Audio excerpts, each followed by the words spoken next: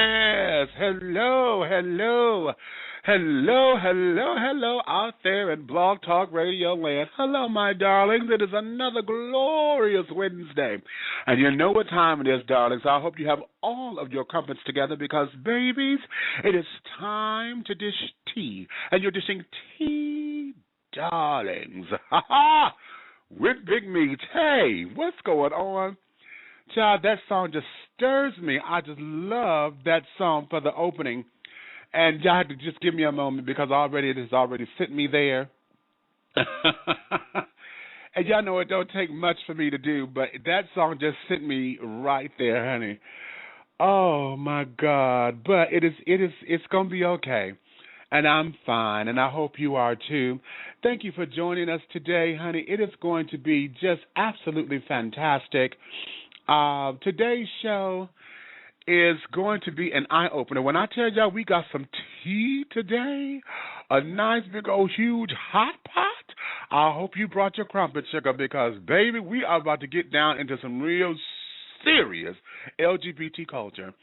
So tell all your friends, honey, if you're listening by computer or by phone, and you wish to join in on the conversation, please feel free to call in at 347-205-9183. That's 347-205-9183. The tea room is open, so if you're on computer and wish to conversate over there, you're more than welcome. Hello, Road to Stardom Radio. I see you over there in the tea room. Thank you for joining us. So you could go right over there, and let me put my disclaimer about the tea room, honey. Please remember that over there in the chat room, the tea room, honey, it is a written conversation. We're in this whole new thing now where everything is texting and this, that, and the third. So we're in basing our responses on our experiences. So you may think somebody trying to neck roll, you're trying to read, you're trying to let you have it. And it may be your perception of what they wrote.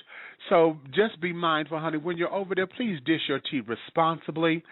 It's okay to disagree, just don't be disagreeable. Because if I come in there, honey, and see that y'all trying to tear up my shit, honey, I'm going to cut to the white meat, and I mean that seriously, okay? So just dish your tea over there responsibly. If you have any questions, comments, and or concerns, you wish to become a sponsor, you want to be a guest on the show, you have new show ideas or topics or whatever, please feel free to either email me at bigmeach@dishingtea.com. That's Big Meach, BIGMEACH, @dishingtea.com. Or you could just simply go to the website at www.dishingtea.com. That's www.dishing, DISHING, like the drink, .com. And over there you will find, information about dishing tea. You will have all of the links to all of the social network pages, the Twitter page. Yes, honey, please, I got to start getting my tweets up or whatever. I only have 447 followers on Twitter, honey. Everybody got 16,000. They got millions of followers. Child, please, I have nothing. So go over there, honey. I'm Big Meach 1 or at Big Meach 1 on Twitter, on the Twitter sphere or whatever. So y'all go over there and follow me there. You can also like the Facebook pages as well. And also on the website, you will have a link so that you can get the latest copy of my book, Awakenings, Epiphanies Along a Spiritual Journey. That's available for you at the website. So please feel free to go right over there. You also have information about my play that I'm producing. I had to push it back. I know.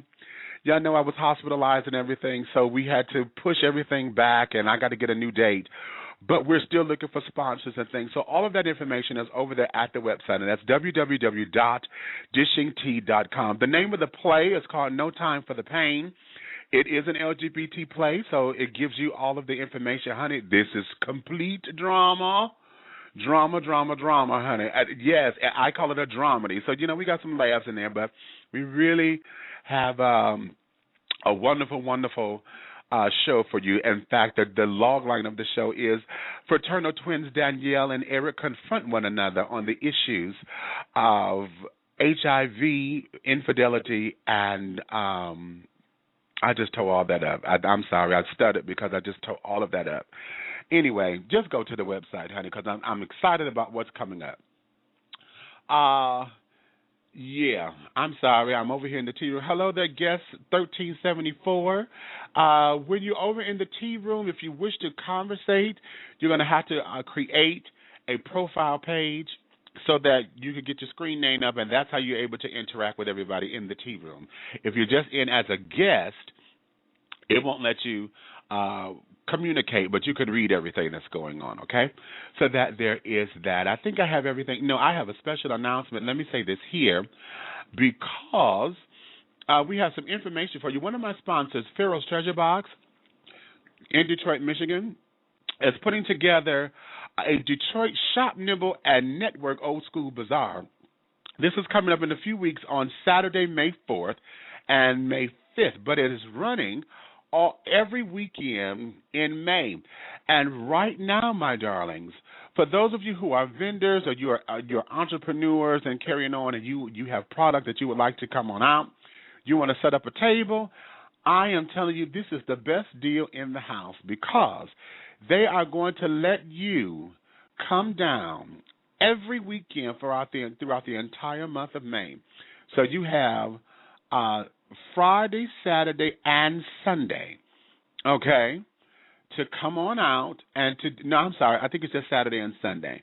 It's Saturday and Sunday, May 4th and 5th, May 11th and 12th, May 18th and 19th, the 25th and the 26th. Okay, so it's just a Saturday and a Sunday. Covering all of those days, you would pay a one-time fee for your table of $35 for all dates, all 8 days. $35 covers all 8 days versus paying $35 each day. That there is the tea for anybody who is looking. Child, please, it pays for itself. So if you are a vendor and you're in the Detroit area, want to know more information about the Detroit Shop, Nibble, and Network Old School Bazaar, I need you to contact Mr. Harvey at 313-713-2860. That's 313-713-2860. That there is a special announcement, honey. They said tables and chairs will be provided. The fee covers 4 weekends in the month of July, so it's a one-time fee of $35 for all 8 days. Now, that you cannot beat. Again, please call Mr. Harvey at 313-713-2860 for more information on how you can become a sponsor. Now, they limit it only to 20, so, honey, you have to get up in there because they do have spaces available, but they're running out, so you need to jump on that very, very quickly. So that there is my special announcement for right now. Okay, I'm sorry, I done got distracted again. I'm a one-person show, honey, so I'm doing 15 things at the same time. And as I get excited, y'all know how I get. So let me regroup here. I'm going to need some form of libation because my palate is parched. And when we come back from this particular commercial break, we're going to go right into the show. Today's show I called I've Got One Question. How do I look, darling? Okay. That there's the name of the show, and when we get over into this, we're going to be talking with my guest, Mr. Wolfgang Busch, who is the director of the groundbreaking documentary, which has been considered to be the sequel to Paris is Burning, called How Do I Look? I'll get more into that in just a few moments, but right now, let my sponsors do a little bit of the talking, because I'm talking, y'all know how I get, so I'll talk to you in just a few seconds. The Big Brothers Network. Yeah, men of color, men of size. The Big Brothers Network was created to celebrate the larger man of color and those who admire him. We intend to promote a positive self-image within our community and the mainstream population.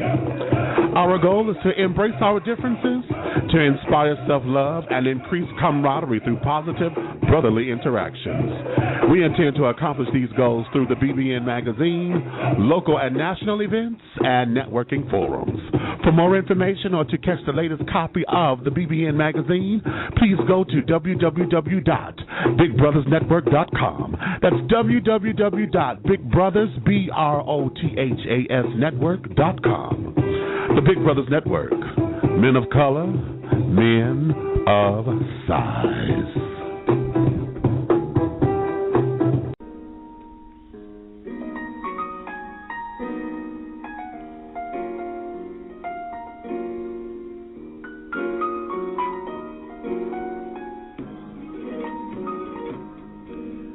Trigg Laboratories manufactures premium sexual wellness and consumer healthcare products and is the parent company of Wet International Incorporated, one of the world's best-selling lines of personal lubricants and intimacy products.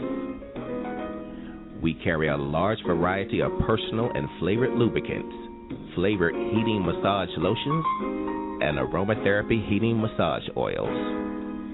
Whether you need a little or a lot, Wet has you covered. Our line of high-quality, innovative, and unique products are formulated using only the finest ingredients at our FDA-approved facility, meeting the strictest manufacturing standards. Wet is available worldwide at specialty stores and online retailers and at pharmacies nationwide. For more information or to find a retailer near you, log on to www.stayswetlonger.com. Trigg Laboratories.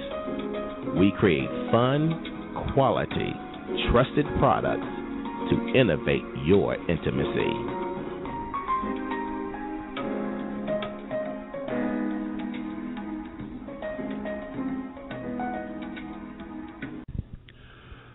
PharaohsTreasureBox.com, a quality online Detroit mobile business. Custom, affordable, high-quality, handcrafted art, jewelry, gifts, and accents for you, your event, home, office, or business.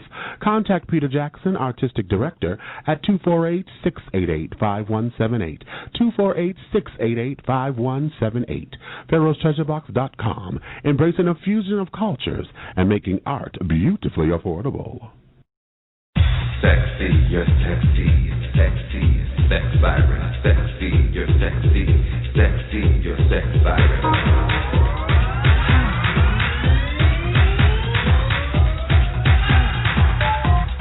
I wanna get severe up in here. Hey, hey, I wanna get severe up in here. I wanna pump it up, pump. I wanna pump it up, pump.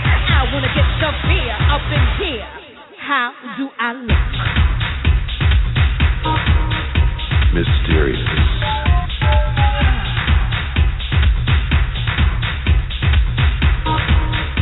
Androgynous.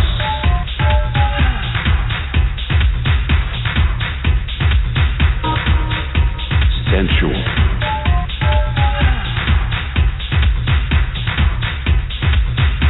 How do I look? Legendary.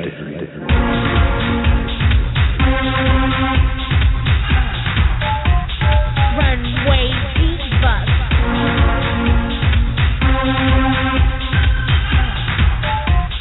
How do I look?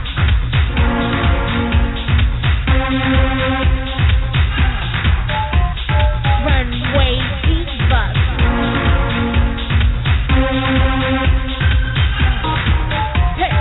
I wanna get severe up in here.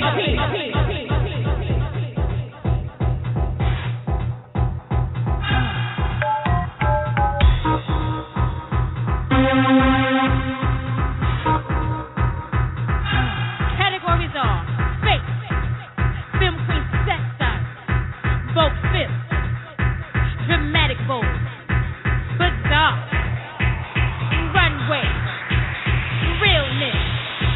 Bring it to the runway now.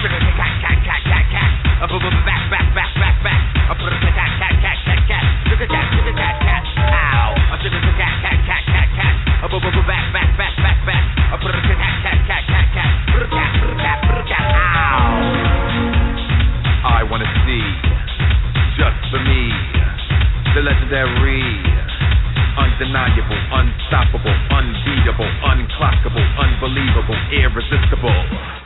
Faith. Femme queen face. Your structure so fab and gorgeous. Butch queen face. Cameras ready, prepare to flash. Woman's face. Cover girl, the next top model. Drag face. Tell me, darling, how do I look? Sexy, you're sexy, sexy, sex siren. Sexy, you're sexy.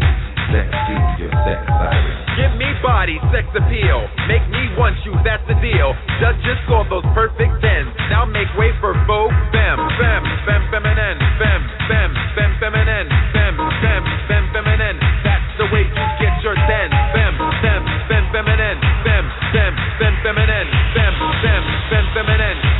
way you get your 10.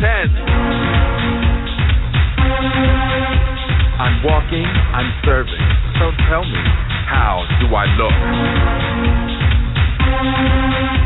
I'm walking, I'm serving, so tell me, how do I look?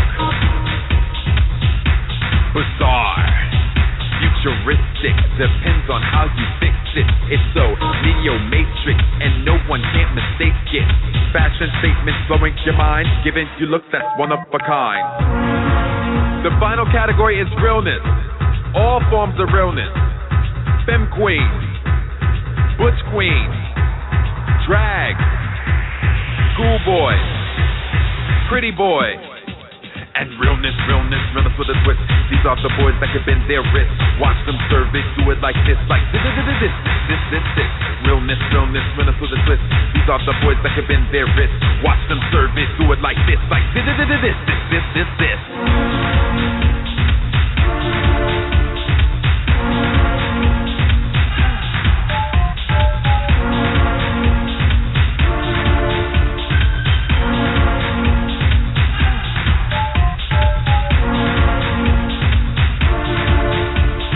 Walking, I'm serving, so tell me, how do I look?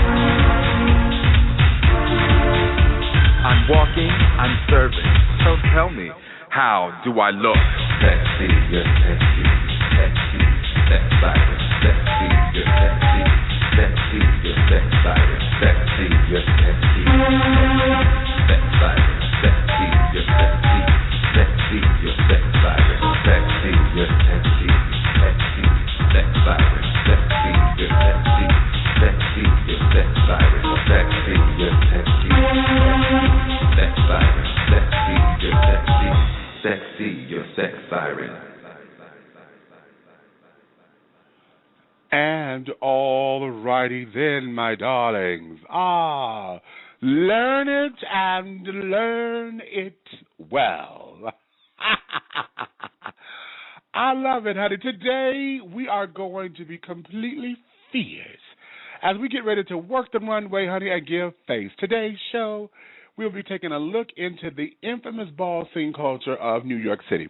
Now, how many of y'all remember Paris is Burning? You know, touch this skin, touch all this skin, darling. Or how about OPULENCE, opulence?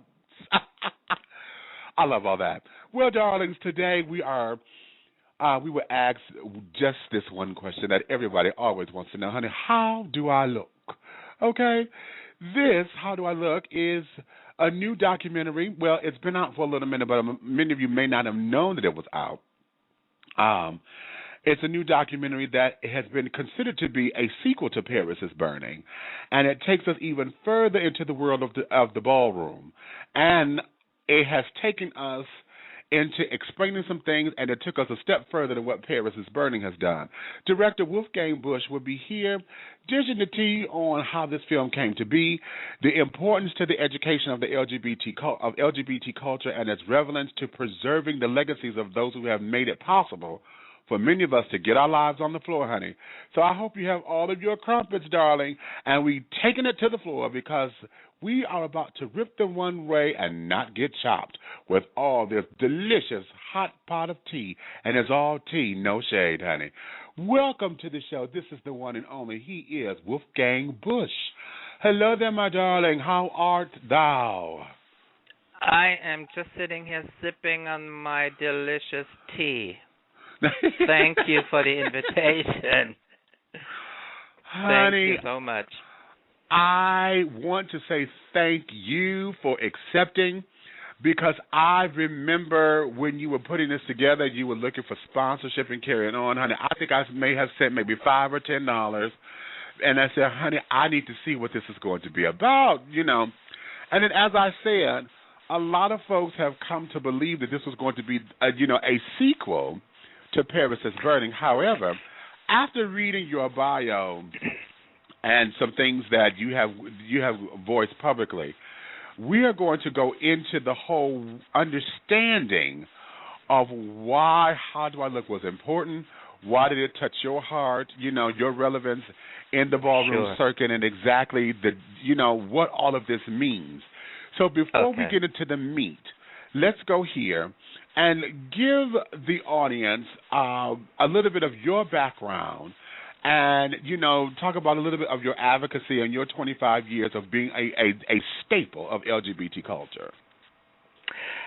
Before I do that, I would like to give credit to the song you were just playing, credit where credit is due, because this great title track was written and produced by DJ Jib Job Ninja, and the commentator on the track is Dijon Evisu, and also Miranda Thompson did some voice on the track, and so did Charles Gilmore. So they all volunteered their time to the cause, and we always have to appreciate people who make positive contributions to a movement. So in regards of my background, I came to New York in about 84, and I started working at the Musicians Union and was first time introduced to what discrimination was and all that, which I really didn't have any experience. So I was like picketing at outside tracks, which was then a rock and roll space because they would make bands pay to play. So that's kind of where I got my activism juices going. And then like in 87, I saw my first ball at tracks at the disco, where Extravas had a ball, and I was exposed to the Feathers and Beads by Dorian Corey and Avis Pendarvis and Pepper. So I've seen still the glory days of ballroom, and Danny and Hector Extrava still alive during the voguing. And I was also experiencing if you got chopped back in the days, you weren't just walking away bitching and screaming and mourning and groaning. You actually, these bitches went back to the judge and tried to convince him to give me that 10. You know, in an artistic way, and prove that you had what it took to get a 10 across the board. And today, I don't see that anymore. So that is a big change, unfortunately, that I've seen in the scene also. And because I was a club promoter in New York City, I was a gay guy doing straight parties, and I was involved in sports, so I did a fundraiser for the Gay Games, which is like the Gay Olympics. I was part of bowling, and I did a fundraiser at the Palladium for them, and I invited my gay promoter friends to raise funds for the Gay Games, and that's how I was introduced to James Saunders, gay black promoter in New York, also the founder of Black Pride in New York, and Kevin Omni, who crossed over from the bald community as House of Omni, and also in the club scene, introducing celebrities, and he was a promoter as well. So after I met Kevin Omni, I also met Mike Stone. I don't know if you guys know Mike Stone. He is the youngest, rest in peace, he was the youngest gay black promoter in New York City when he did like the parties in like rehearsal spaces and couldn't even get clubs to have his parties. Wow. And then after I was introduced to Mike Stone, and I saw his struggle because he was black and couldn't get into the New York City clubs. And I was white, and I had access to all the clubs. And so I introduced him to club owners and helped him to find spaces to have his parties. And then we did parties together, and we became friends. And then this was my introduction to the black gay community, and then making friends with Kevin Omni, and then he introduced me then to the bald community. And Kevin being the historian and me being the activist and historian coming from the rock and roll background and Imperial Court and out music and other gay, artistic, and social communities, I was very interested in the history and the trend setting aspect of a community. You know, what makes a community trend-setting? That to me was really fascinating. So while the guys were getting ready for the runway in the bathrooms, putting their makeup and stuff, I was talking to guys about history and culture and, you know, that sort of thing, because I wasn't really into the walking the runway thing and get that kind of attention, because I really didn't want that type of attention. I'm more the behind-the-scenes kind of guy, the observing everything, you know. So I was always looking for the cultural and historical, artistic aspect of communities, and then, of course, empowering. How can we empower us as a community? And so that was kind of my, you know, that's where my head was. And then, you know, the Kevin Omnis and the David Altamars, and, you know, once I was introduced to all these people who made the history, they lived it. You know, some are still living it at the time, living it now, and so I was always interested in talking about history and stuff. So of course, then naturally people start talking to me about Paris is Burning, and it's like, okay, what about it? So, you know, then the Marcel Christians is like, I can't believe it, you know, we got sold out and people got ripped off. And then my personal conversations with Paris Dupree, when I asked him, do you want to be in How Do I Look? And he said, no, Wolfgang, please don't take it personally. I got ripped off by Jenny Livingston. I don't want to do any interviews. I don't want any film appearances. You know, I'm so pissed off about this whole thing. And I said, wow, this is really amazing. It's like, if you listen to the public, you know, they all say, I love that film. It's like, wait a minute, there seems to be a whole other side to it, and especially people who are in the film, you know. It's like the Marcel Christians, you know, he was like, you know, completely disappointed that the promotional materials and the controversy, and you know, so basically a lot of all the historians rejected Paris is Burning. So I guess, make a long story short, really? Historians, anybody to do with education, they rejected the film, because if you really look at the message, besides the cute voguing, the cute elements of it, at the end of the day, if you want to point a finger at a community, Paris is Burning is a perfect product for the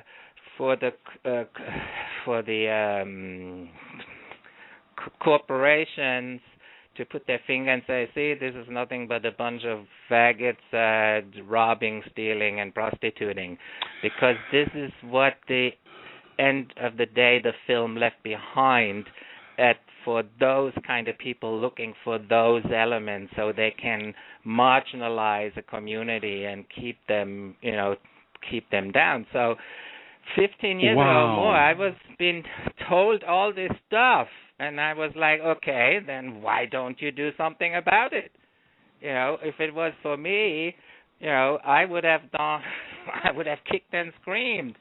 But, you know, I learned much later in life, you know, the understanding of when you are a marginalized and disenfranchised community, which, you know, a lot of black and Hispanic minority communities are, they just don't know how to stand up and fight for justice. Once you are marginalized and disenfranchised and the black community is stripped from their culture, you know, they have no access to resources to, you know, how to really organize and how to really go about, you know, starting a movement.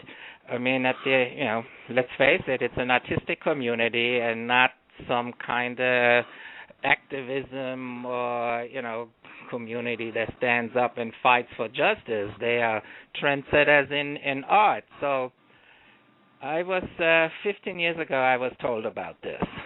And let me go here for just a second, because it's interesting that this film was rejected. As you just said, this has become such an iconic movie or film presentation within LGBT culture.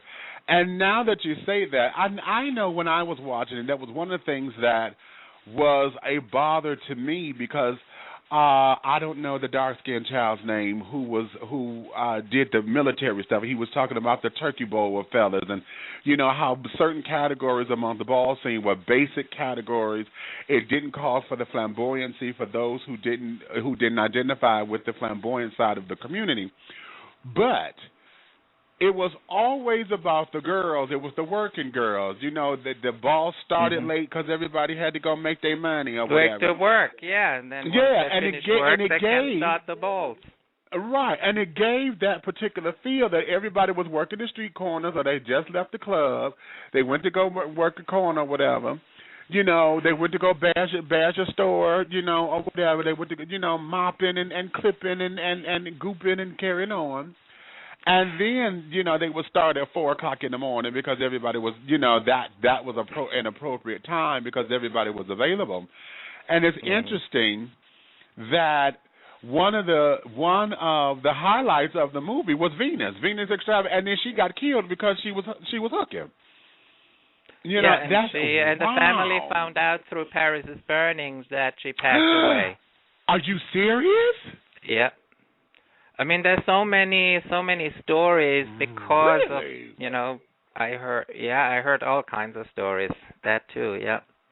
Her family found out through the film that their daughter passed away. Yeah. Good evening. No. Yes.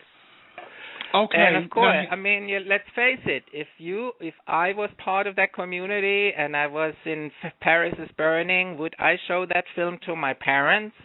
Probably not, because I wouldn't want to show them that element within that within that film. Completely understandable.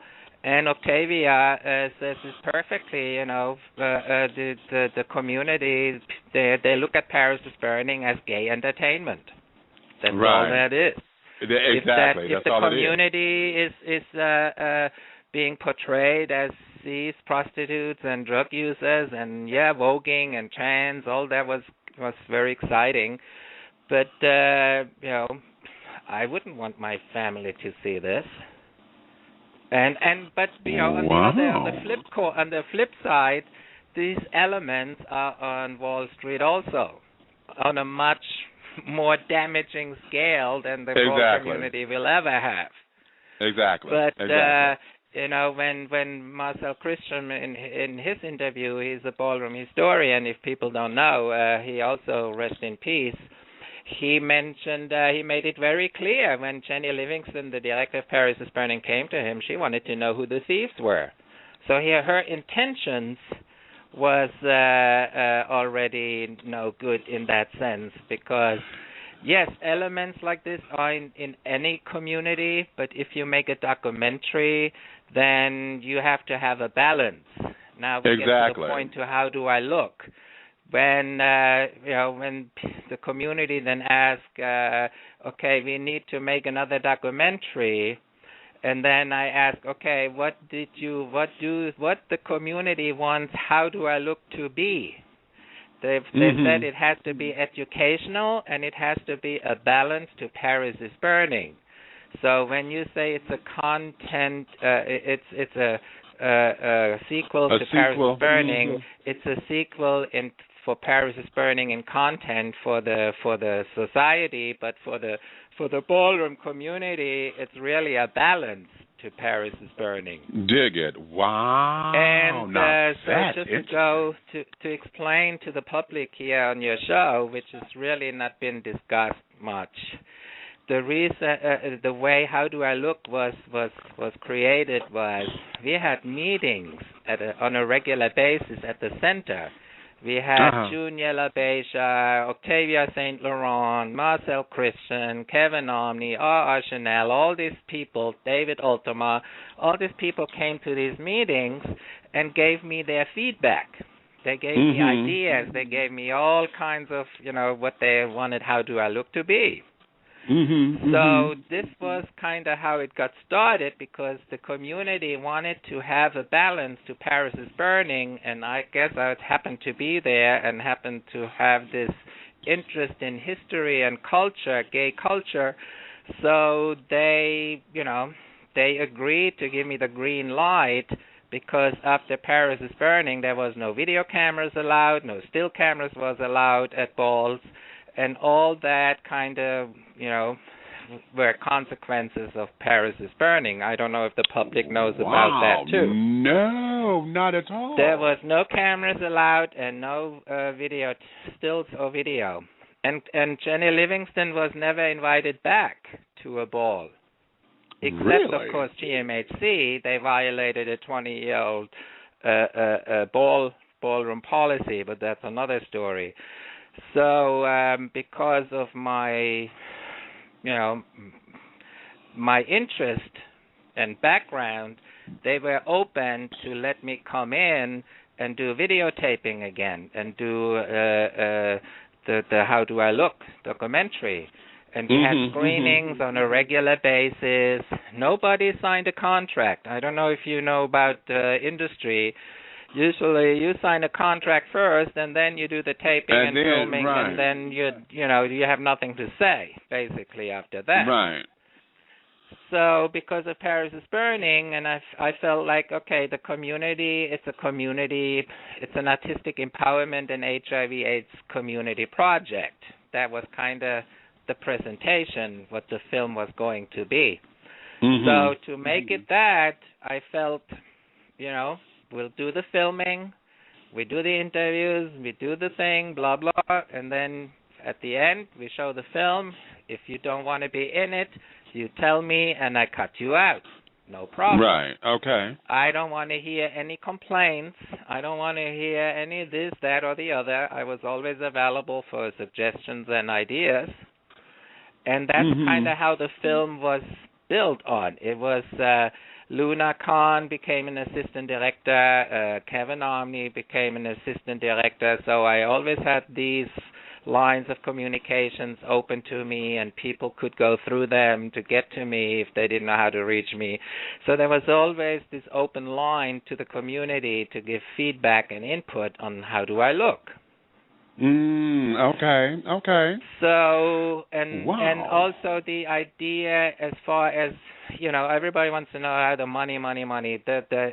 Paris is Burning, she had a $500,000 grant money to make the film. I put out about $20,000 of my money to get it done. So there was no grant. We didn't get any grant money from any, New York State Council for the Arts, all of that.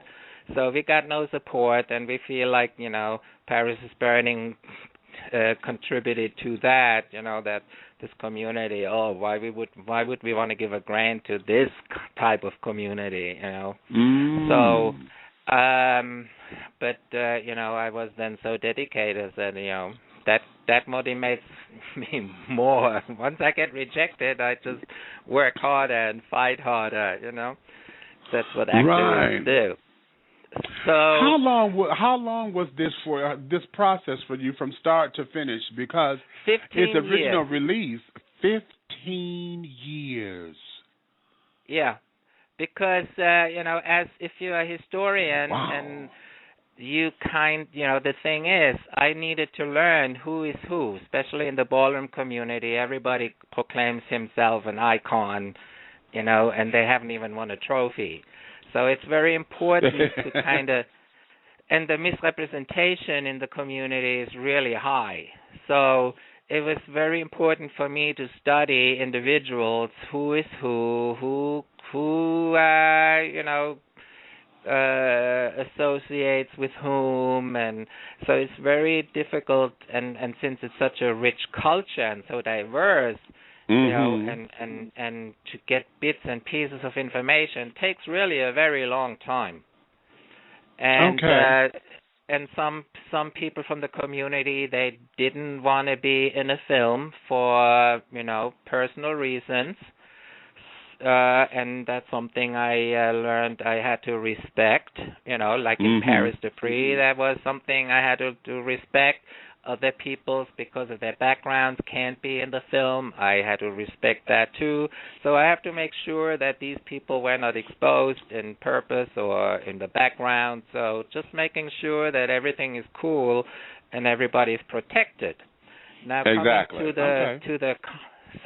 Now in regards of the contracts, everybody had to sign a release form then after the film was finished.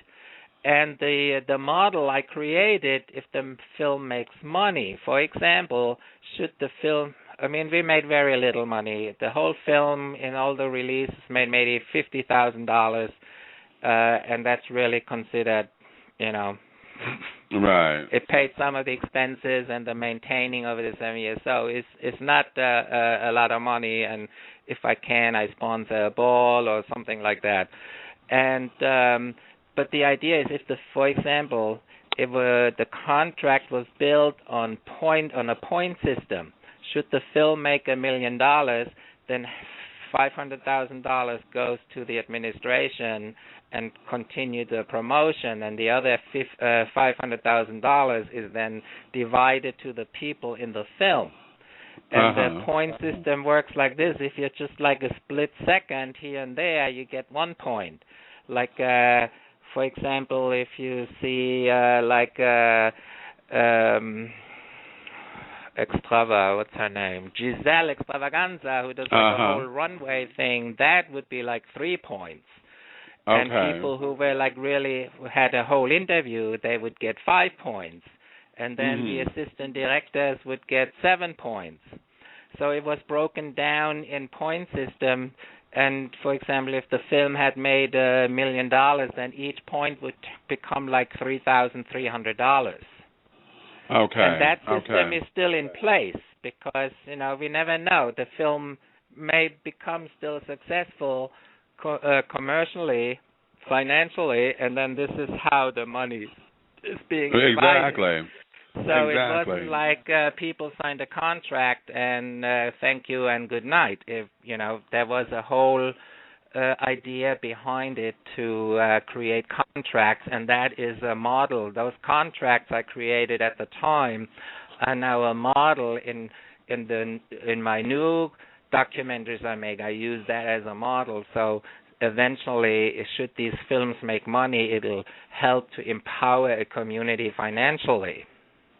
But you have to have an infrastructure created to allow that to happen. So I created that infrastructure. Now, if it becomes financially successful, because we basically get rejected, and I think a lot of rejection comes from the AIDS agencies, because in How Do I Look, there's a segment about how people complain about GMHC, and so even so in the beginning, before the film was released, I was lecturing at GMHC using the film, educating the volunteers and people working there. And then I guess once they saw that there was an element in the film that members from the houseboat community were complaining about GMHC, then they completely they singled me out and my crew at one of the tapings at Latex Ball harassed us. And then they, completely ignored How Do I Look and the film, and they glamorized Paris' Burning. Interesting. So very interesting. So the How Do I Look is really a film by the ballroom community for the ballroom community. That's really what it is. And I was basically happened to be there. If it wasn't for my experience in the knowledge about community sensitivities, my artistic background from working in clubs and with artists for, at that point, 15 years, now it's 30 years, all my experience was needed to actually make that film happen. Because there was a lot of shade flying around, and people tell me, why you have this queen in it? She's this, that, and the other. It's like if I was to judge anybody, then there wouldn't be a film, because you can get dish on anybody, and then if I was to cut people based on dish, then there would be no film at all. So exactly. I had to stand up sometimes and speak up for people, because I don't judge anybody. We all have a hard time. We are all hit by HIV. All my friends in Germany passed away from HIV, and 2 of my lovers in New York passed away from HIV. So I'm also affected deeply by this epidemic, and so if somebody wants me to judge somebody because of this, that, or the other, I just kind of had to reject it, and I could not be walking around judging people and cut them out of the film. Exactly. Let's take a break right here. Let me pay a couple more bills. Yeah, I need to sip on my tea. Right, okay. You sip. We'll be right back. And when we come back, let me go into this area of understanding the ballroom scene, because, for those of us in the community who are not, the ballroom scene is known for all the femme girls, the loud girls, the flashy girls, the flamboyancy. But, there's elements of our community to where they're very masculine, they want to protect their masculinity and may not understand what all this means, why the flamboyancy or whatever, and why the ball circuit exists. So when we come back, let's go into that and let's explain that a little bit more, okay? So we'll be right back after these few messages. Very good.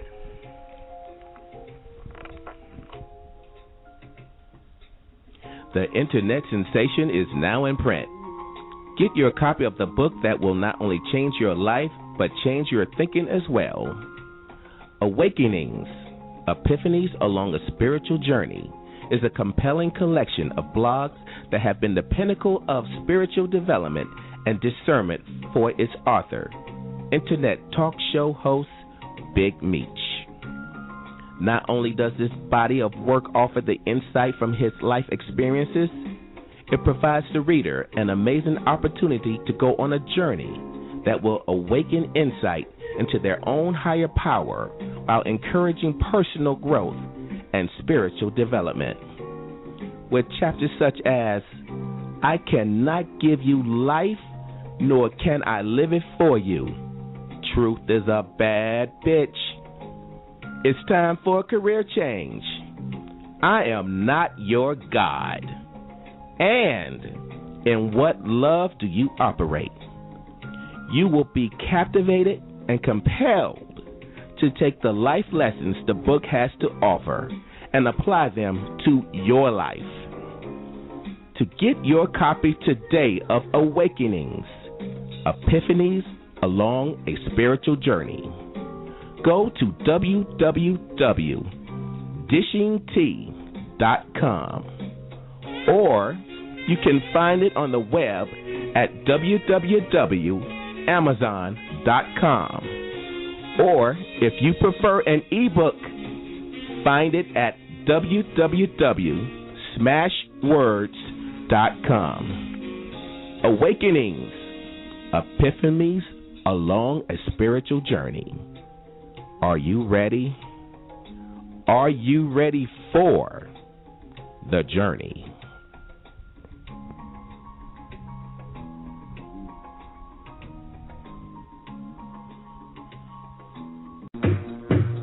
The Caribbean American Boys Entertainment. We specialize in jerk and conch food catering, party promotions and emceeing, entertainment with the Caribbean swagger, island fever on the mainland, bam bam.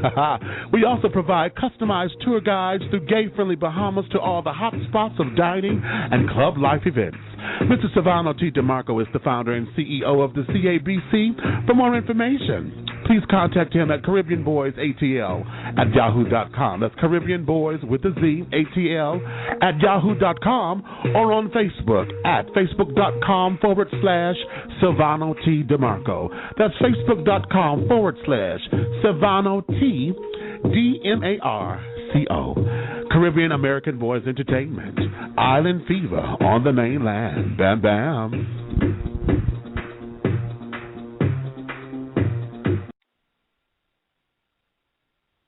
performance is the art of improvising dance and drama-oriented modeling presentations. It is the interchanging of poses, struts, and ethnic dance gestures. When intricately woven, colorgraphic movements and poses at times closely resemble symbolic icons found in Egyptian hieroglyphs. Based on African American ethnic origin, it's a logical progression of ancient African movement refined and rehearsed into a modern expression. Widely recognized by its face framing, limb thrusting, muscle popping, floor dipping, spinning, rhythm stepping, and pose striking, performance is a technical dance with an extensive vocabulary. The intense geometrical isolation patterns project its photogenic profile of three-dimensional angular design. Its visual dynamics consist of complex rhythms along with an unpredictable flow of direction. From Africa to the United States, its cultural and regional stages of advancement developed throughout the northern migrations of African Americans to the Harlem Renaissance to the present. Its current identity manifested in the late 60s when African American folk dances, along with theater, concert, and runway gestures, were combined into one ethnic expression called presentation. Expressions of famous entertainers such as Alvin Ailey, Diana Ross, and Beverly Johnson inspired those who imitated them at showcase venues and New York correctional facilities. During the mid-'70s, the dance became a category at balls, marking the beginning of the conventional era. The term presentation was then replaced by performance, originally a feminine dance category with Arabic dancing, flamboyant struts, and fashion magazine poses. But the need for masculine performers wasn't met until the late 70s. By the late 80s, categories like performance with gymnastics, also performance with stretch or new way, began the Olympics-type era. As international speculation increased, the classical styles are obscured by a lack of documentation and uncultured newcomers. The disappearances of legendary greats like Stevie St. Laurent, Andre Christian, and Rodney Ebony are unheard of these days, while non-traditional movements are embraced. But as long as African Americans are descendants of Ethiopian Cushites, performance will never perish. And we are back. That there is from a clip from How Do I Look, and that there gives you the history of how voguing, as we know it now, came to be. If you're just joining us, honey, we are sitting down here talking with Wolfgang Busch. He is the director of How Do I Look, a documentary about the ballroom circuit of New York City that some of you believe is the sequel to Paris is Burning. Many of us thought that. However, after talking with him, honey, this is taken it to a whole nother level. So just before the break, I was asking you, Wolf, to let's go into understanding the ballroom circuit, because see, a lot of folks don't know this. I am not a ballroom walker or anything like that. I've gone to a ball before, but I never stayed for long periods of time because, you know, kids get to fighting and carrying on, and it just becomes buffoonery. However, you know, I am a mother of a house. I'm the mother of the House of Divinity out of Detroit, Michigan, and we were a social justice house. You know, basically I took my kids, and a lot of them were broken and this, that, and the other, and they did not have a belief system or did not know how to reach out to their higher power to get to be better and to do better in their lives. So that there is where I took my kids and still do. So, you know, we were not into the whole circuit or whatever, wanting to walk balls and want grand prizes and this, that, and the other. And then a lot of us were not looking for that kind of status. Do you know what I mean? So right. Explain to folks, you know, the idea of what the ballroom is, what is its misconceptions and things, because a lot of people only know it for its flamboyancy.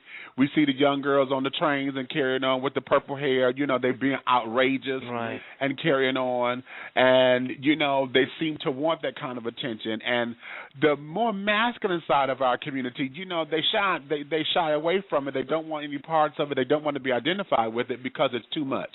So explain that and dispel some of the myths. That is a difficult question for me to ask. The newer generation is so influenced by these AIDS agencies because they have created their own subculture. Oh, and that's another issue the tradition and house ball members have, because they've really lost control over many of the younger generation because they are all becoming eight-ball children from these agencies because they provide them with a space. They go there and kiki and do their voguing thing. They're not learning anything, or they're not taught anything. So they're basically going to these AIDS agencies because they provide them with a safe space and they can basically do what they want. So there's really no educational control in that environment. Even so, they teach them about prevention, which is fine. But from the natural artistic progression perspective, these AIDS agencies have really manipulated the houseball community as we know it and turned it into these kiki functions where these young kids basically do what they want. And the community really feels that is not the function of a health agency to get involved in this artistic side of the community. You see? Really? So, and also by giving these balls, they've cut into, we have a 22-year history with GMHC. Uh-huh. In the beginning, the community came out. They had 4,000 people. The thing was packed. And now people are realizing, wait a minute, this is cutting into our economy. How can I, as a ball producer, compete with these AIDS agencies who get free government money? Oh. How can I, as a ball producer, compete with that? You can't. You can't, because the ball producers have to make their money at the door so they can pay for the rental, the trophies, the DJ, the security, and whatever else. So basically, these AIDS agencies who have been giving for years and years and years, and it's not only GMHC, it's GMAT, it's Harlem United, it's all of the above. They all started giving free balls. So that really cut. The ball community has lost millions of dollars in their economy because of the manipulation of these AIDS agencies. Really? And this is now starting. I started boiling over last year because, when GMHC invited Jenny Livingston back to speak on behalf of Paris Dupree, which I mentioned earlier, who felt he was ripped did not. off. They invited her. The disrespect, it's so outrageous that GMHC completely disrespects the ballroom community, inviting Jenny Livingston to speak at their ball in 2011. Let her speak on behalf of Paris Dupree, who personally told me felt ripped off by her and did not want to be in How Do I Look because of her. They let her speak on his behalf because he passed away earlier that year. I want to quote Kevin Omni here. He said, if Paris Dupree knew she was talking on his behalf, he would turn in his grave. Oh. Now, I want people to think about that. Now, when people, when I start this controversy about GMHC, they say, but they do so many good things. And yes, I agree, and they do good HIV prevention education. But why do they have to give free balls? Why do they have to have voguing classes? Why do they have to have kiki functions? Those are artistic programs. Has nothing to do with health. But they are so mixed up with these artistic programs because they benefit. They use these children in their advertisement campaigns. They love to be around these children because they are entertaining and they are fun to be around with. So they have a whole confused picture of what their involvement in the houseball community has become over the past 22 years, because their balls are like 95% entertainment, and maybe 5% they talk about prevention or something else. So if you want to tell me we need those balls for education and outreach, then speak 95% about prevention and outreach and make it 5% entertainment. Not only that, now they started charging. Now listen to this. They start charging the community, and they raised. Well, first of all, they raised $28,000. The balls went from like 4,000 people. They are down to maybe 1,000, 1,100 people. Oh, wow! Because the community stopped supporting them. So now the only people that show up are like the kids, the ones they have been able to manipulate and corrupt. They come, and the people that are on their payroll. On the GMHC payroll, Exponents or Harlem United, GMAT, all the people that work now for these AIDS agencies, they are there to support, and their girlfriends. But everybody else pretty much stopped supporting them. So now, from 4,000 to 1,100, that speaks, tells a story. So now they're raising $28,000 on that ball, and nobody knows where that money is going. So when we had a meeting with GMHC and we asked them, where is that money going? They told us, it goes towards other programs. So they're telling us they're using the ball community, which is disenfranchised, is under-resourced, is marginalized. They need that community to raise money for other programs.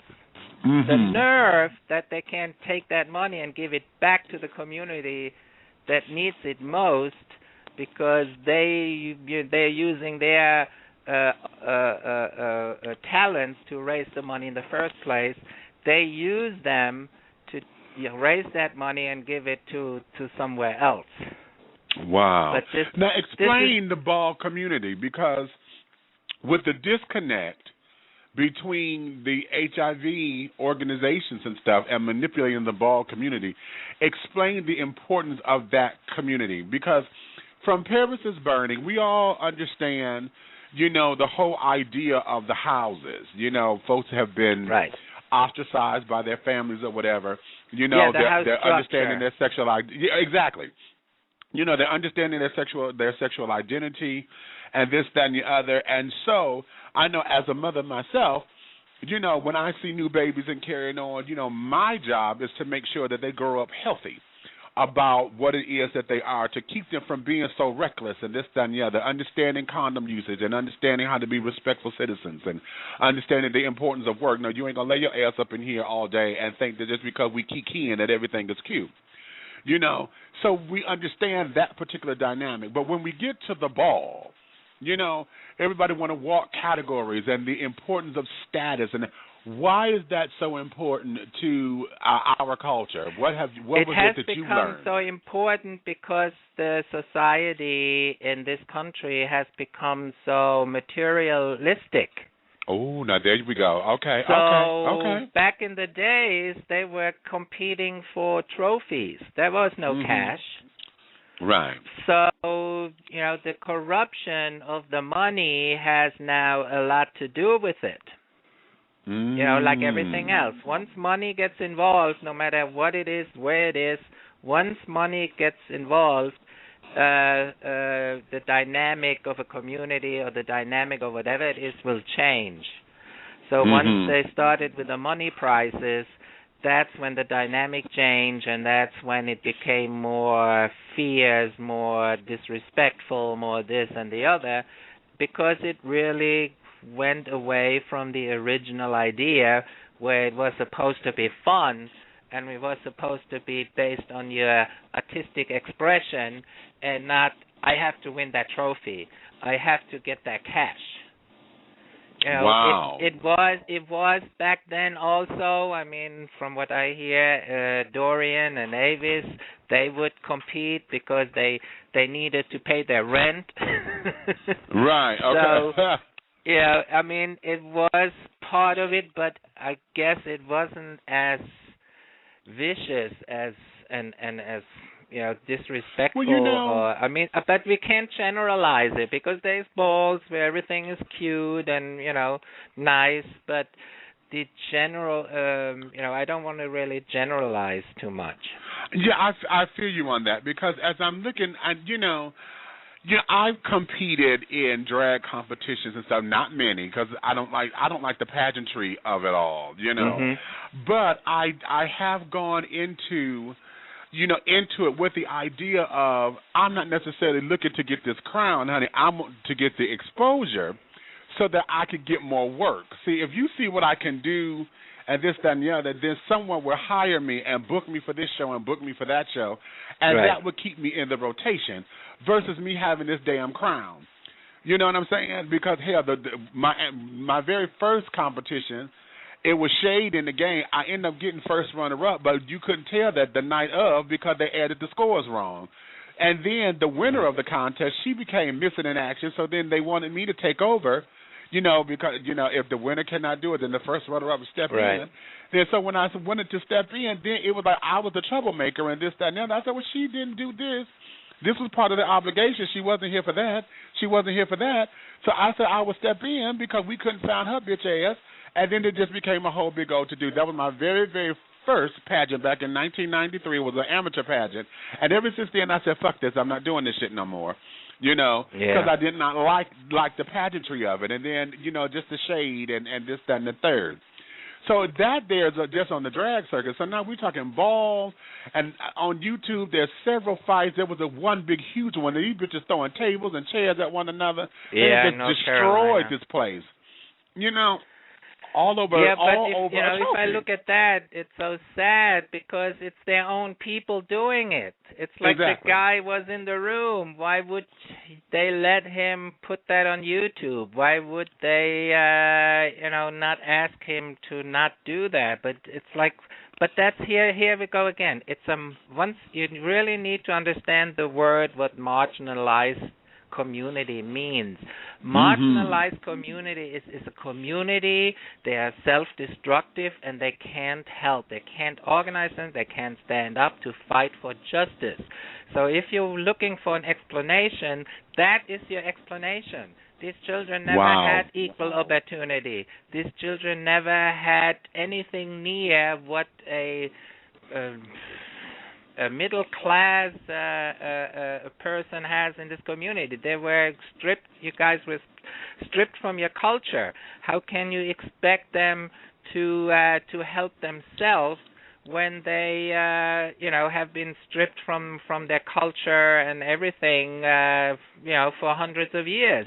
So people always ask, why are they doing this? Why is that? Well, that's your explanation. It's a marginalized community.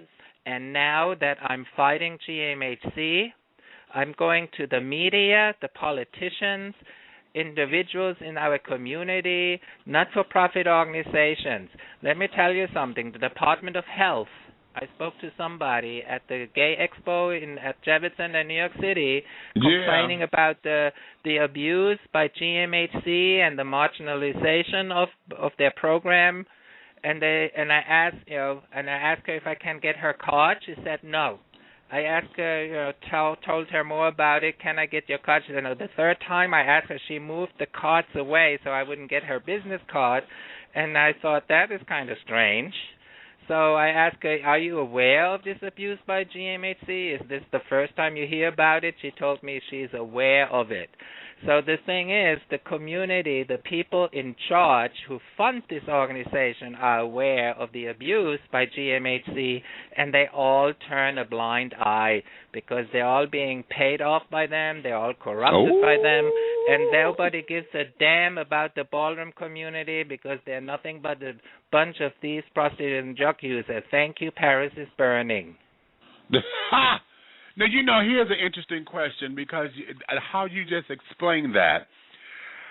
As a person, as being Caucasian, as being someone who you were not born in this country and to come into all of this And now you've been inoculated with African American culture here in the United States, and to see all of this, what other cultural differences do you see within gay community that speaks to the movie How Do I Look, for you to be the historian to say, listen, this needs attention, somebody needs to understand what this is about? The arts in general. I dealt with the black community in Germany when I was touring with the band as a sound and light engineer. The musicians were all Germans, and they had a black female singer. So because I was speaking English, I became the negotiator and the communicator between the singer and the band, and that goes back 30 years now. So okay. I was already then part of this whole, being involved in this negotiation of representing black people to the white community. And then, not only that, in Germany, if you know about the military in Germany, we had discos in Germany, all blacks. I was the only white boy in Germany in a club that was all black. There was one white boy, there was me, and 3 girlfriends I went to school with who liked black men. And I was then learning the bump, the hustle, and the line dance. So I was exposed to the black culture in Germany in the 70s. And somehow, looking back now, that has stuck with me all these years, all my life. And to the what else I see is in Germany, if you're an artist, you are treated with respect. When we traveled as a band, we were respected like we were rock stars, even so we were just a top 40 band doing cover music. But we were treated with respect. I come to this country, and we were touring in the South, and it's like, wait a minute, these people treat us like a piece of crap. And then we had a black bass player, Frank. Then I find out we can't play in that club because we have a black bass player. And I said, what? This is how I got, really became aware of this whole racism and discrimination type thing. So I was already aware about the artists in this country, how disrespectful they were treated. And then I was a club promoter. I was a booking agent at Limelight, Palladium, Danceteria. So I've been dealing with artists in this country for a very long time. I had 1,000 artists on my booking list. So I was very well aware, and working at the Musicians Union in New York, the largest musicians union in the country. So I was well educated about not-for-profits, bylaws, committees, and board of directors, and the issues, how the racism and the power struggle and the cliques and how to get the majority of the board, the votes, and all this. I go back 25 years. Wow. So other elements that I see is the disrespect that artists experience in this country, and that I experienced while I was working for the biggest clubs in the city. I had access to all the record companies because I also had a public access show. Every label, Sony, you name them, they all wanted to push their music videos to play on a public access show. So I had access to them, and I met the biggest people in the record industry. And that's where I learned the women were bitches, the blacks were niggas, and the gays were the faggots. And I said, what the hell is going on in this environment? I don't want to have anything to do with it. Wow. I could be a president of some major label or whatever, and I kissed it all goodbye. I said, no, I cannot be associated with this. I'm going to have to go and find something within the gay community that I can build, that I respect and is respected, because I cannot work in an environment that is so corrupted and discriminative.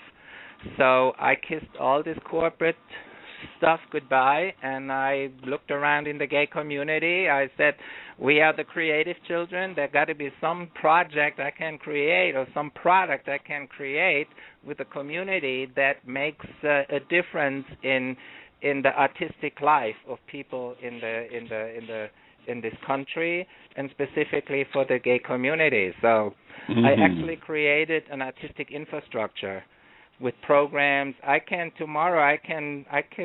operate a artistic community center for gay artists for the ballroom community. I have a whole diagram. I have already programs. I have 17 programs, art and education programs written. I can start, if I get funding, I can start this tomorrow.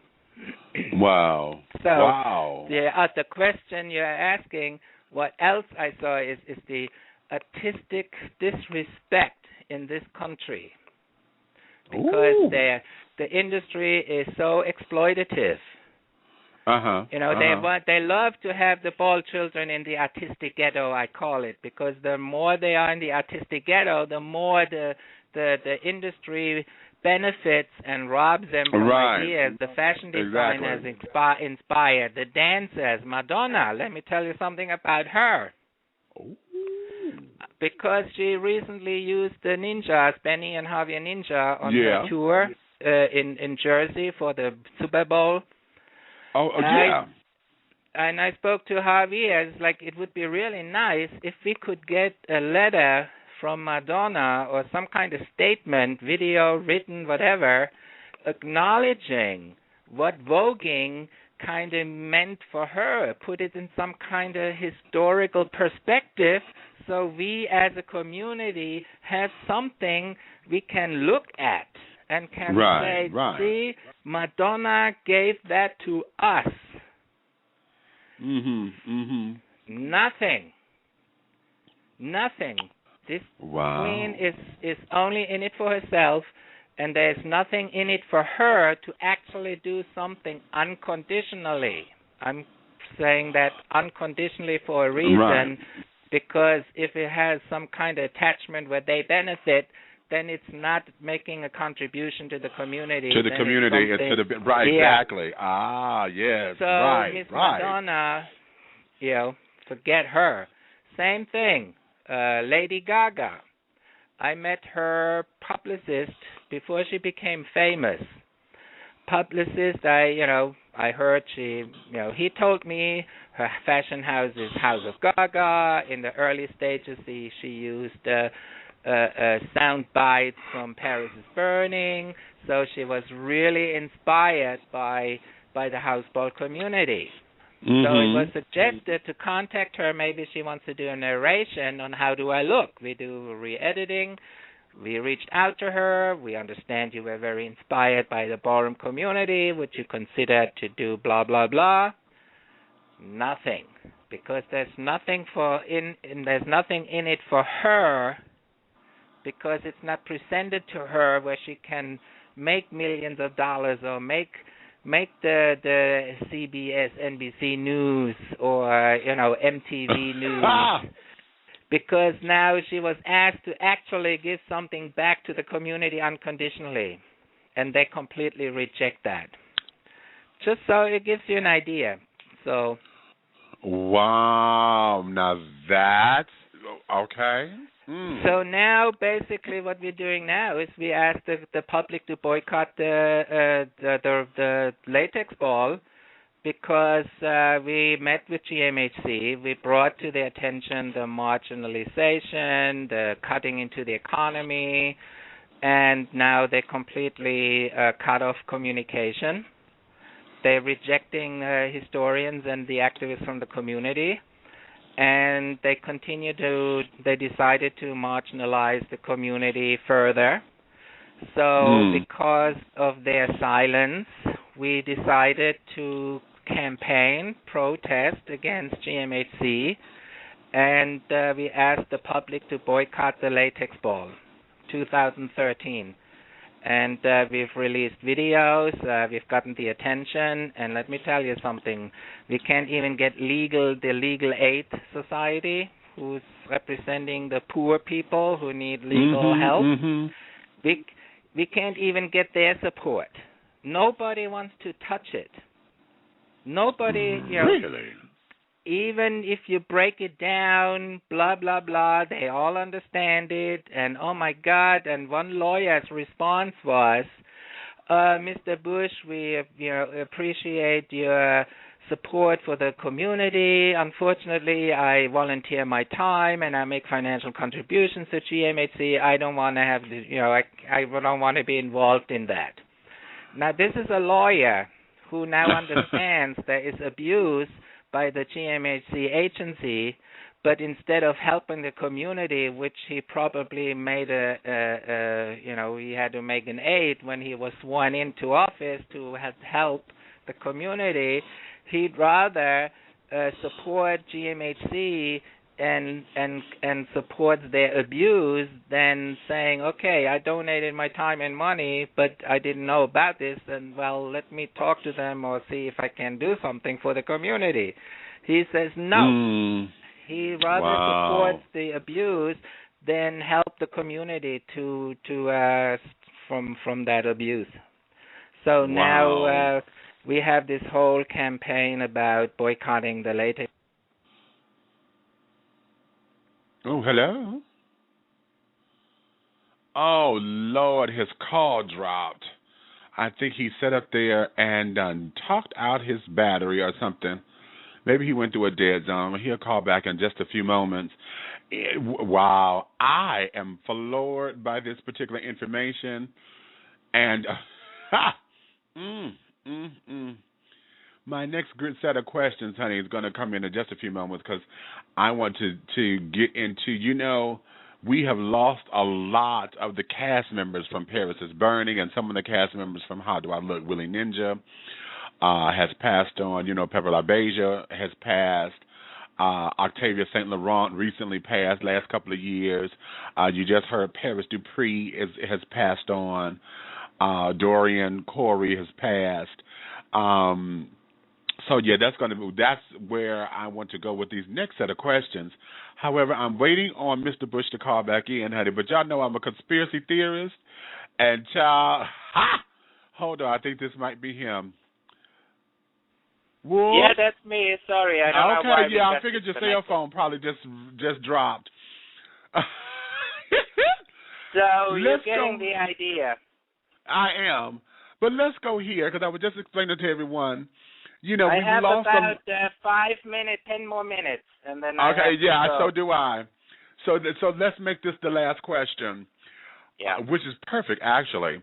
We've lost so many of the cast members, the legendary children, right. Those who were the mothers of the houses, who were actually the ones that were the role models. So, in lieu of losing those, how is it that you've been able to maintain your sanity with a lot of the folks that we've lost, particularly those that you've worked with, and How Do I Look? And then looking over the young kids now, and they have no respect for their house mothers, or at least it seems as though the houses and the ball has changed. What is that for you, and what would you say needs to happen to bring all that in, since these kids are really not listening? Yeah, well, first of all, we need to change our infrastructure. We can no longer have AIDS organizations who are health agencies run a community that is autistic, who are artistic trendsetters. So that's why, if you really look at it, what fabulousness has come out of the ball community in the last 10 years? I can't really think of anything. No, there hasn't been, outside of fights and why is that? How come a trend-setting community hasn't really been able to produce something that has been over the edge what they used to be able to do? And my explanation is because of the manipulation of these AIDS agencies, they completely corrupted the artistic infrastructure and the natural artistic progression, because now you have these children go to these AIDS agencies running around disrespectful, because all the AIDS agencies care about is sign up the sign-up sheet, because that's how they get their grant money, and they basically don't give a damn what the kids do. So when you have that kind of environment that is not controlled somehow in a artistic progression way, and is really controlled by, do what the hell you want, then there is really no stimulation to kind of push each other artistically, because all you're doing is kiki now. Right. So I blame a lot of that to the AIDS agencies, because and the mothers and fathers, that's always debatable. I know if you interview them, they all say, all my children go to school, all they got a job. It's a lot of that is really cover up, and most of it isn't really that much of a truth, to be honest. But people try. I don't say they're not trying. Of course they try, but again, when you are marginalized, under-resourced, and disenfranchised, your heart is in the right place, but if you don't have the resources, then it's just, it's really a miracle if somebody comes out of it and is really successful. And a very few, the voguing has been helpful over the last 3 to 5 years, where the ninjas, a lot of them, and the Milans and the Extravas have been traveling around the world and teaching. And now they also found the old way voguing, Mohammed and House Army, they're traveling also now teaching old way, because at first it was the new way that children around the world discovered. And now they're also into the old way. So I'm happy to see that the white females across the world are interested in learning that, and maybe something positive will come out of that. But unless we change the infrastructure, get the AIDS agencies out of the artistic environment, let them go to the pier, the saunas, and do your prevention there and outreach and education. You don't need voguing classes. You don't need balls. Times have changed. You can reach the kids through internet. Everybody has a Facebook page. And I saw a video they did on one of those Kiki functions. They have the people that go there inviting their friends to come to the function.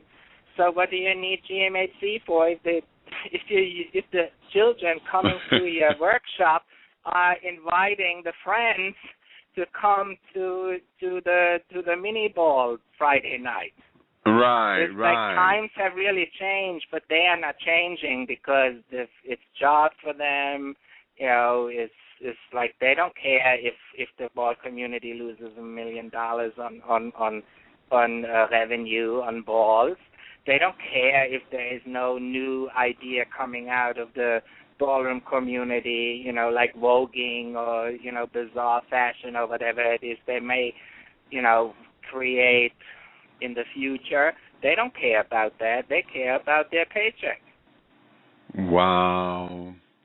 And this is what it has become, And, my question is, now that the AIDS organizations have created their own ballroom subculture, what about in 10 years from now? The only children you see running around are AIDS agencies' children. And how is that going to help and I say that the ballroom community, as we know it, the existence is at risk. You know what? Yeah, because that makes so much sense right there. Because for everybody that's fighting for funding, for treatment, for housing, with our HIV community, if they're taking the money to fund balls and everything as a means of trying to get attention or trying to grab the young folks, then they're putting the money in the wrong spot. The money then, wow, and then it becomes in the wrong direction. It's giving jobs to people with health degrees, and it's not giving the jobs with the artistic background. If, when you read the GMHC mission statement, creating jobs, developing this, that, and the other, So let's look at 22 years of GMHC history with the houseboat community. How many jobs did we get? I don't see one. Okay. I don't see one executive job. I don't see one high management job. I don't see one supervising job. The only job I see is like the assistant to the guy with the health diploma, because he's in charge of the program, because it's a health agency and you need a health diploma to run that program. How pathetic is that? They are autistic children. So we can't even develop an infrastructure to help the ballroom community because the aid agencies really don't allow it, nor are they in support of it because they're cutting off communication with us. So we now boycott the latex ball to shut down the latex program. Interesting. Wow. Well, let everybody know where they can get a copy of the movie. I also would love know about to give your a other couple movies. copies away. If you want to take some names and addresses, if you want to forward to me, I'd be more than happy to give 2-3 copies away. All right, that there is fine. I'm going to make a contest out of it. So, yeah, anybody and who's they can interested. go to the website if they want more information. It's howdoilooknyc.org. howdoilooknyc.org. See, when you go there, you're going to find a lot of things, because I'm interested in your other documentary with the flogging and all of that, with the flags and this, that, and the other. That is, if you want to go to that, it's the company is artfromtheheartnyc.org. And then you have we both. have howdoilooknyc.org and artfromtheheartnyc.org. All right, honey. This has been very educational, and yes, I'm going to make a contest out of this. So yes, I'm going to give 3 away. 3, that's a good number. Father, Son, Holy and Spirit. if you want for those who to believe give that. away a flagging with the flogging, I throw in 3 of those too. All right. Well, okay. So we have 6 potential gifts on the table right now, courtesy of Mr. Wolfgang Busch. And yes, so I'm China, I know. Thank you. I thank you for the opportunity, and anytime you need some information or you have a specific question, feel free to contact me. That I shall. So with that, I'm going to let you get back to your day. This has been very educational, and this is part of the piece, because this has just given me umpteen ideas to follow up with, because now I'm on this HIV component of this, because you just hit something that has really got me intrigued. So yes, we will talk again soon. I'm gonna let you get to your day, darling, and I just want to thank you, everybody. This is Wolfgang Busch, director of How Do I Look. This is a really in-depth look, a balanced, comprehensive look at the ballroom scene there in New York City. Thanks, Wolf. I'll get with you. All right, baby. Have a good day. Bye-bye. You too. Bye-bye. Baby, I am so floored right now. I'm gagging, I'm coughing, I'm everything. Can you stand it? Can you stand it, children? I want to talk to Jennifer Livingston. I really want to talk to her, because I'm going to say the word alleged, because I have no truth to it, but just dealing with what the facts are, or what was presented. I didn't say facts. What was presented. Allegedly, Jennifer has gone through and she sold these children on, just put them under the bus. And if that's the case, I would love to hear her side of this. I would love to sit down and get in. See, this whole HIV component, because a lot of the agencies have been losing funding over the years, and this, that, and the other. They have called themselves getting, quote unquote, creative with getting the kids to come in. So if they have gone through and started having balls and this, that, and the other, then that means the money going in the wrong place. So a lot of you who are positive going to these agencies trying to get funding for your housing, your utilities, and this, that, and the other, and they keep telling you they ain't got no money. Now you starting to understand why. And if they're doing it in New York City or if it's alleged that they're doing it in New York City, how many other damn agencies around the country are doing the same exact thing where all these cities are having balls? My hometown, Detroit, throw balls a lot. They have become one. Philadelphia has become one, which incidentally, I think that's where they were with that fight that's on YouTube where they throwing chairs and shit at each other and picked up the tables and throwing tables at one another. Ridiculous. You know, those kinds of things. So, now it's starting to open up something, because if this is true, then where is all of the comprehensive stuff going on? I'm telling you now, he done just opened. Child, baby, didn't I say this was a hot pot of tea? All tea, no shade, honey. Oh, my Lord, honey, I'm telling you, wow. I'm floored. I am absolutely floored. So on that regard, honey, what we're going to do, I'm going to end on the song. Okay.